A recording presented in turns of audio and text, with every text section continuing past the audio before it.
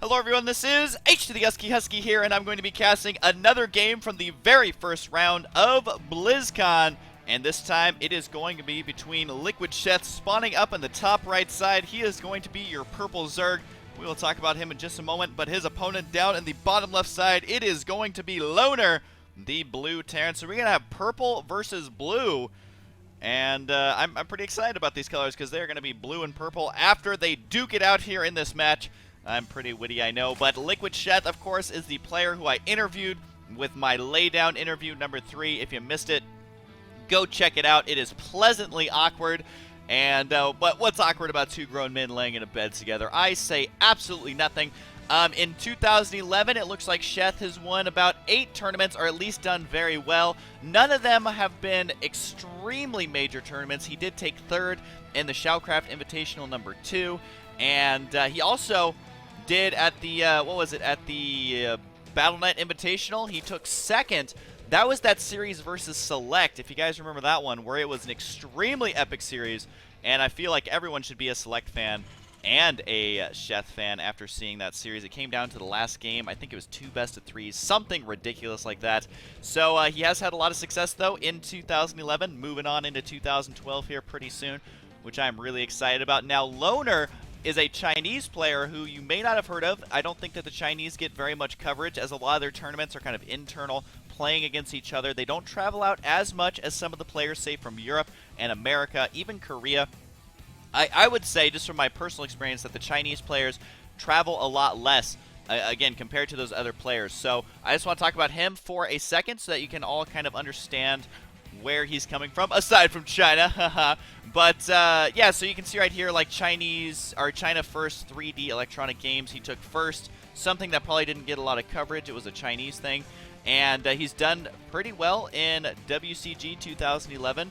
He did end up losing to F91, but in the wildcard tournament, he went 3-1 against Love TT, which is not TT1. Do not get them confused, as they are indeed different people. We do see Sheth going to go ahead and expand here, has his spawning pool on the way, as well as his gas. And our Terran player Loner going to go for an early expand here as well.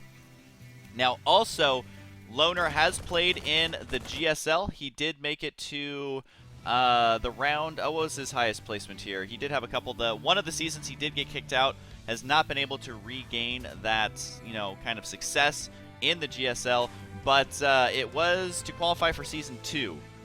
It was GSL Season 2 and reached the round of 16, and he ended up losing to Boxer. So good old Boxer knocking out Zergs left and right in typical Boxer fashion. So he has had some GSL experience.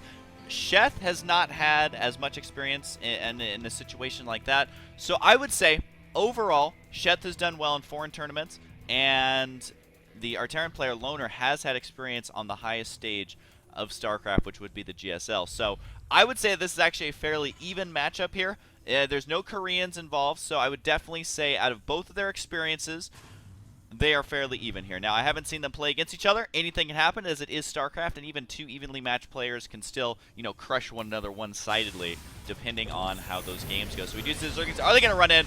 No, they're not. They are going to get some hits off on these Marines. Actually, how many hits was that? That was only 1 hit.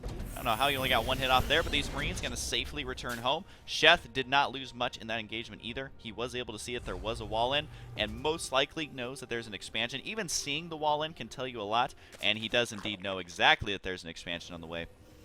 He saw that while it was being constructed.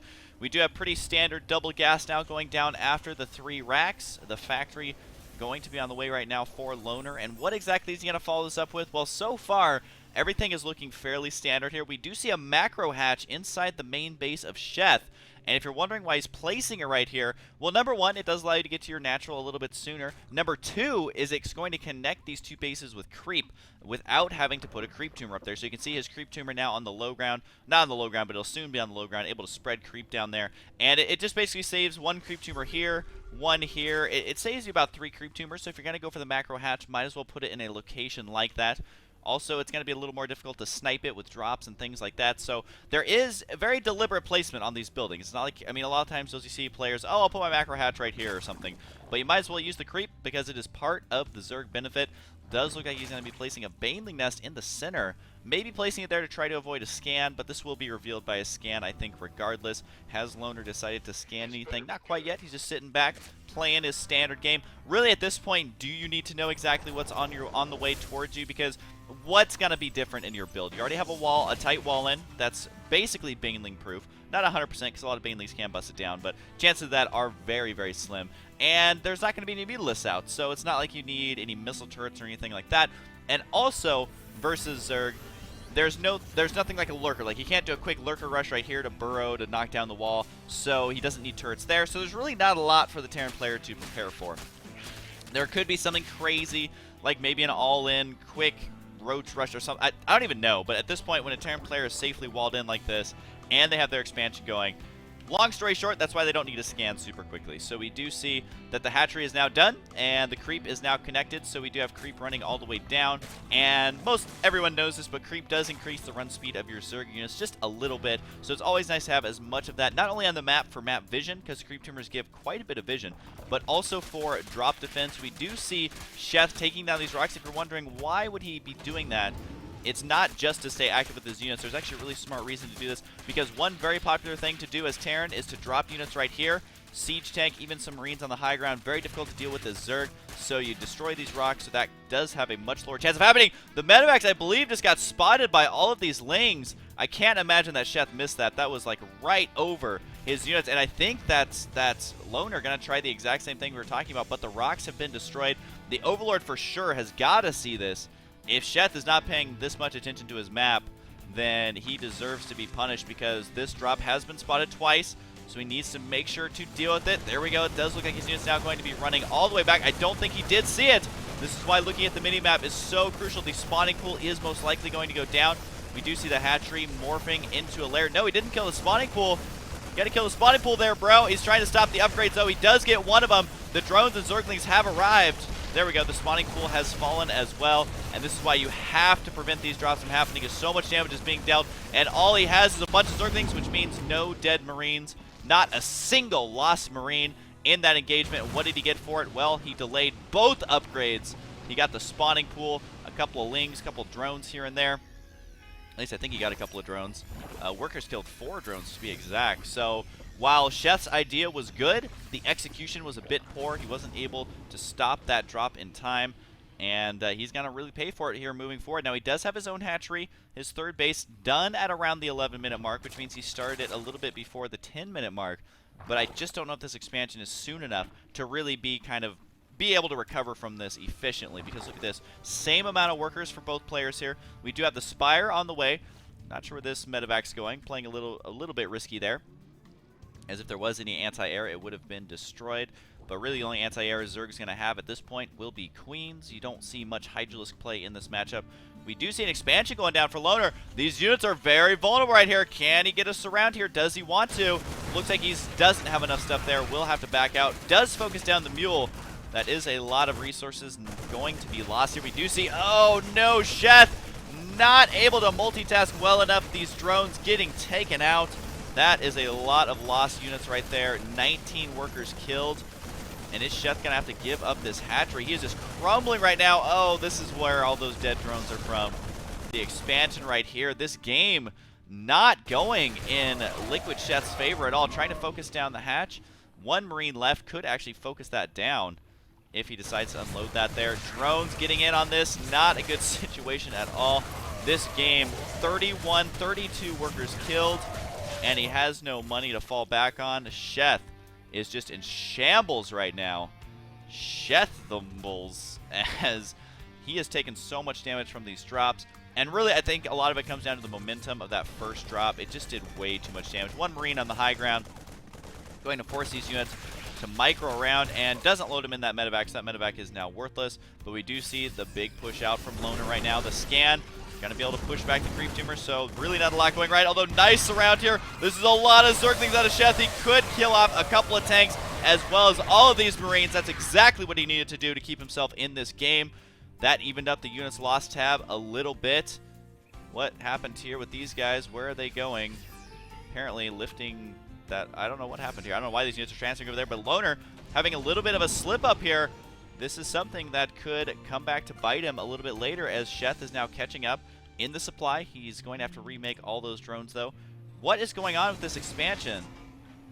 I guess he just can't defend it with his units that he has, but it's so weird that he would leave it so early. He is playing it a little bit safe, though, by lifting this off, getting out of here in time. 2 supply depots down here will get taken out. Not sure why they're going to be placed there, as inside your main base is much more secure.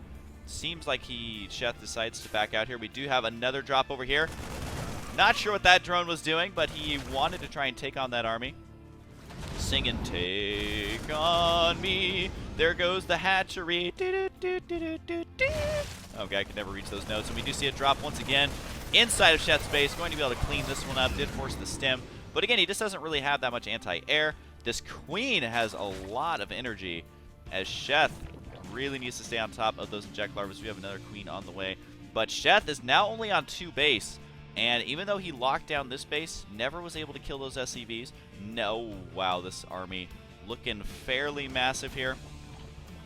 We do see that Sheth is in a lot of trouble. 100 supply to 167. Only a couple of banelings here. So unless these banelings kill all of these Marines, which I have a feeling Loner's not going to let that happen, then Sheth is going to be in a world of hurt here in just a moment. He is making a couple more banelings. Can he buy enough time here to get them completed? He does have 2 more expansions on the way to try and make up for the one he lost. But even getting this 4th up is going to be standard timing, which means he's way behind where he wants to be. And we do see a big push now from Loner. More reinforcing units have arrived. Siege tanks, Marines. The Marines do have +1 attack.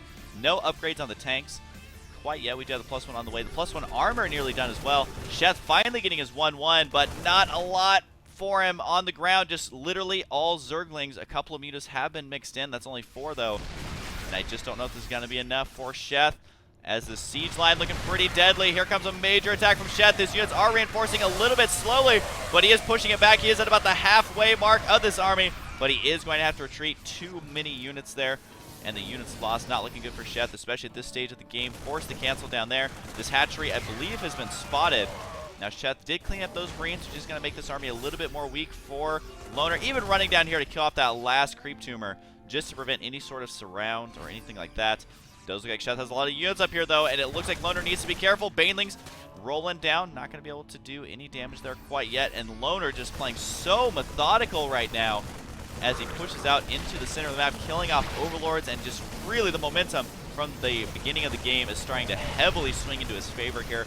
Not missing a beat throughout this entire game. And we are going to see Sheth attempt to move in here with everything he's got, but it's not going to be enough, I don't think. Banelings just now finishing. Here he goes right now.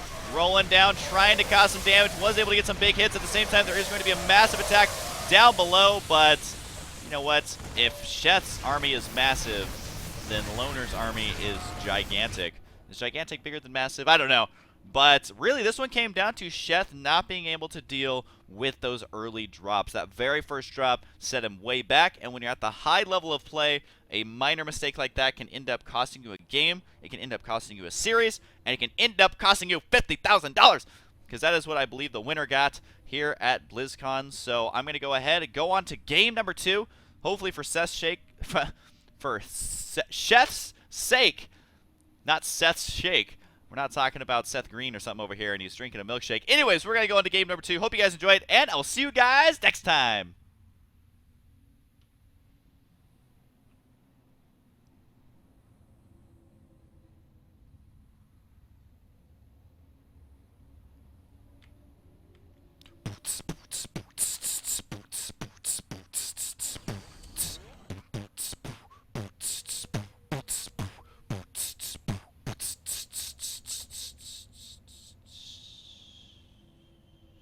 I'm so good at beatboxing.